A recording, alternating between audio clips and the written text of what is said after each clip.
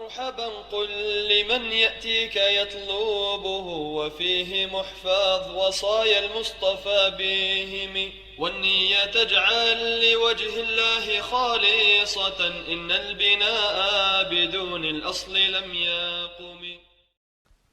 الحمد لله وحده والصلاة والسلام على من لا نبي بعده أما بعد. Le terme Ar-Rabb, souverain ou seigneur, a pour base étymologique l'infinitif du verbe Rabba yarubbu, qui signifie éduquer, et qui a pour sens l'action de faire évoluer ou accroître une chose d'un état initial vers un état final et complet. On dira Rabbahu, Rabbahu ou bien Rabbabahu. Il l'a éduqué, il l'a fait croître. Le terme Rabbun étant à l'infinitif, il indique l'auteur et le sujet d'une action. Il est donc impossible de manière absolue d'employer le terme Ar-Rabbu, le souverain, sous sa forme définie, si ce n'est pour désigner Allah subhanahu wa ta'ala, celui qui entretient toute chose bénéfique pour ses créatures.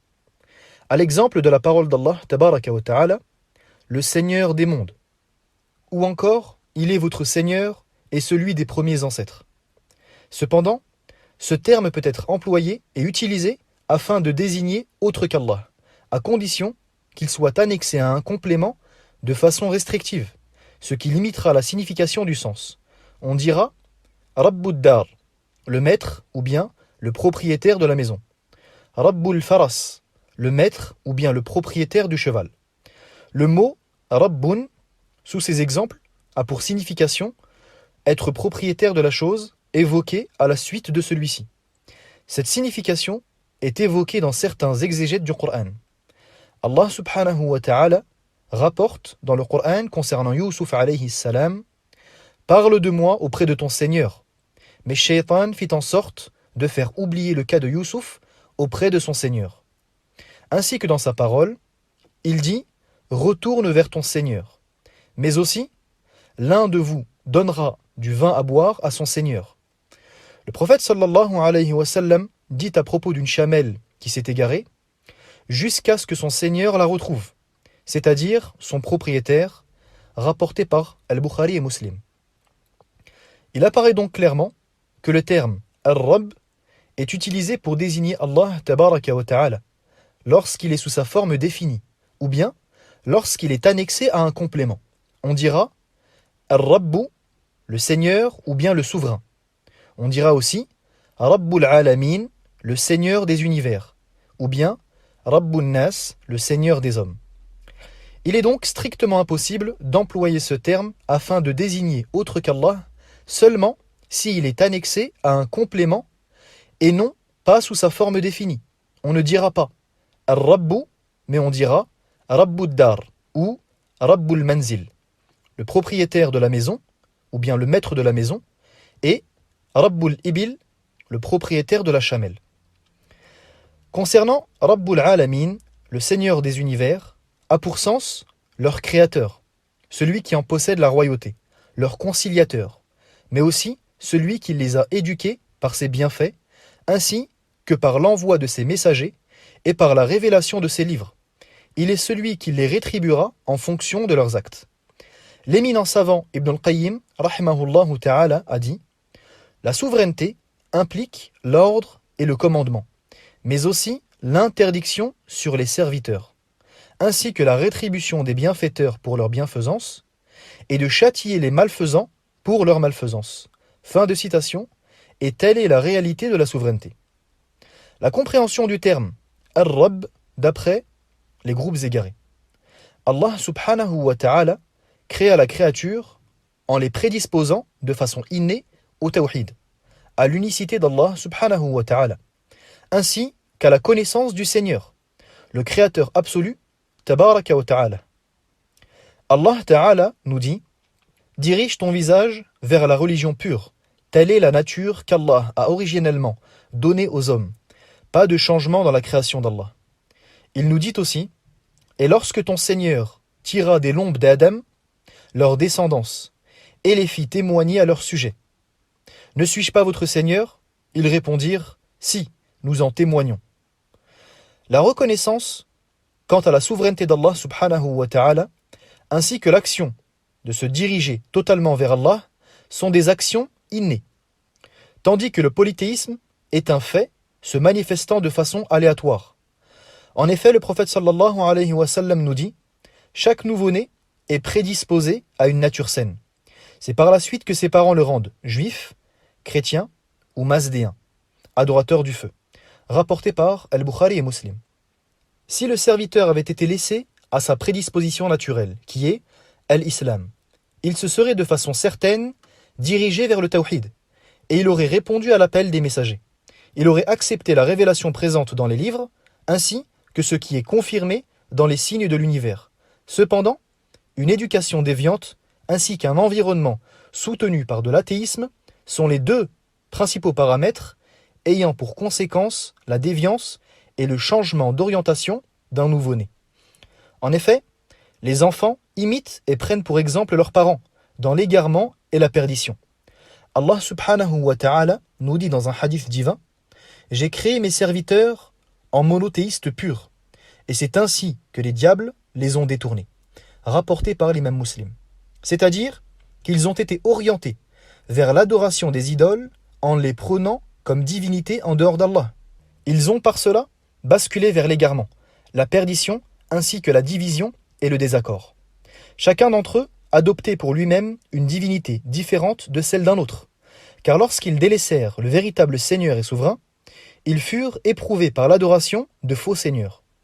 Allah subhanahu wa ta'ala dit en effet « Tel est Allah, votre Seigneur véritable. Qu'y a-t-il en dehors de la vérité si ce n'est l'égarement ?» L'égarement n'a ni limite ni fin. Il devient ainsi inévitable à toute personne se détournant du véritable souverain. Allah subhanahu wa ta'ala nous dit « L'adoration de divinités multiples est-elle meilleure que l'adoration d'Allah, l'unique, le dominateur suprême? Vous n'adorez en dehors de lui que des statues, que vous, ainsi que vos ancêtres, avez nommées divinités, pour lesquelles Allah n'a fait descendre aucune preuve. » Le polythéisme dans le tawhid de la souveraineté, en affirmant l'existence de deux créateurs égaux, dans leurs attributs ainsi que leurs actions, est une chose inconcevable. Certains polythéistes ont affirmé que leur divinité possédait certaines actions dans la gérance de l'univers. C'est ainsi que Ash-Shaytan s'est joué d'eux en leur faisant adorer ses idoles. Il a trompé et leurré chaque peuple à la mesure de leur capacité mentale. Il a incité une partie d'entre eux à considérer et vénérer les morts, à l'image desquels des statues étaient sculptées, à l'exemple du peuple de Nuh. Il a également incité des peuples à prendre comme idoles des statues représentant des astres, prétendant qu'elles avaient une influence sur le monde. C'est pour cette raison que des édifices ont été construits à leur effigie, comme lieu de culte, et ils ont mis à leur disposition des gardiens. Ils ont par la suite divergé dans l'adoration des astres. Certains parmi eux adoraient le soleil, d'autres adoraient la lune, et certains adoraient d'autres divinités encore, jusqu'à même leur bâtir des édifices, et pour chacun d'entre eux, un sanctuaire respectif. D'autres parmi eux adoraient le feu, tels que Al-Majous, le Mazdéen, et certains adoraient les vaches, comme cela est présent en Inde. D'autres adoraient les anges, les arbres et les pierres. Et certains adoraient et vouaient un culte aux tombeaux ainsi qu'aux mausolées. Tout ceci est dû au fait qu'ils se sont imaginés que ces idoles possédaient des particularités de la souveraineté. Certains parmi eux prétendent que ces idoles représentent des choses absentes. Ibn al-Qayyim rahimahullah ta'ala nous dit « À l'origine, ces statues ont été mises en place afin de représenter un être adoré et absent. Ils ont par la suite modelé ces statues à l'image et à l'apparence ainsi qu'à la forme de cet être absent, afin que cette statue soit un suppléant ainsi qu'un représentant de cet être et qu'il prenne sa place. Tout en sachant qu'une personne douée de raison ne sculpte pas dans du bois ou dans de la pierre avec ses propres mains, en ayant la ferme conviction et en prétextant que ceci est sa divinité, méritant son adoration. » Fin de citation. De même que les adorateurs des tombes, ceux des anciennes générations ainsi que ceux d'aujourd'hui, prétendent que les morts intercèdent en leur faveur auprès d'Allah subhanahu wa ta'ala, et qu'ils sont des intermédiaires dans la réalisation de leurs besoins auprès d'Allah subhanahu wa ta'ala. Allah ta'ala nous dit les concernant: Nous ne les adorons que pour qu'ils nous rapprochent davantage d'Allah. Il nous dit aussi, ils adorent en dehors d'Allah ce qui peut ni leur nuire, ni leur apporter profit. Et ils disent, ceux-là sont nos intercesseurs auprès d'Allah. Certains parmi les polythéistes arabes, ainsi que les chrétiens, s'imaginent que leurs représentations idolâtres ne sont autres que les enfants d'Allah. Les polythéistes arabes ont voué un culte aux anges en les considérant comme étant les filles d'Allah, tandis que les chrétiens vouaient un culte au Messie, alayhi salam, en prétextant qu'il est le fils d'Allah. Les réfutations concernant ces images et conceptions erronées, Allah subhanahu wa ta'ala a réfuté l'ensemble de ces conceptions erronées, vaines et caduques, dans ce qui suit.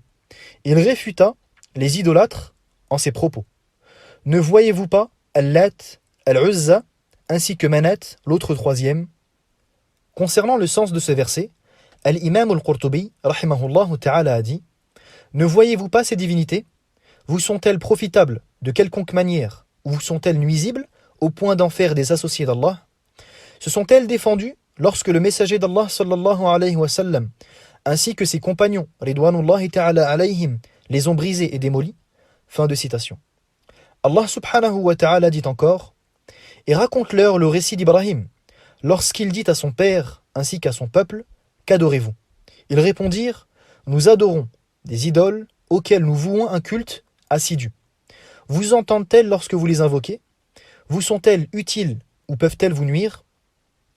Ils ont donc admis que ces idoles n'entendent pas l'invocation, ne sont ni profitables ni nuisibles.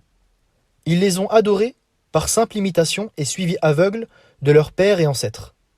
Cependant, le suivi aveugle n'est pas une preuve légitime, mais c'est un faux argument. Allah subhanahu wa ta'ala réfuta également les adorateurs des astres, du soleil et de la lune en disant: le soleil, la lune ainsi que les étoiles sont soumises à son commandement. Il dit aussi: parmi ces signes, la nuit et le jour, le soleil et la lune. Ne vous prosternez pas pour le soleil, ni pour la lune, mais prosternez-vous pour Allah, celui qui les a créés, si c'est lui que vous adorez. Et il réfuta ceux ayant pris pour divinité les anges, ainsi que le Messie alayhi salam, les considérant comme étant des enfants d'Allah, subhanahu wa ta'ala, en disant: Allah ne s'est point attribué d'enfant, ainsi qu'à travers sa parole, comment aurait-il un enfant alors qu'il n'a pas de compagne? Également en disant: il n'a jamais engendré et n'a pas été engendré, et il n'a pas de semblable. هذا والله أعلم وصلى الله على نبينا محمد وآله وصحبه أجمعين.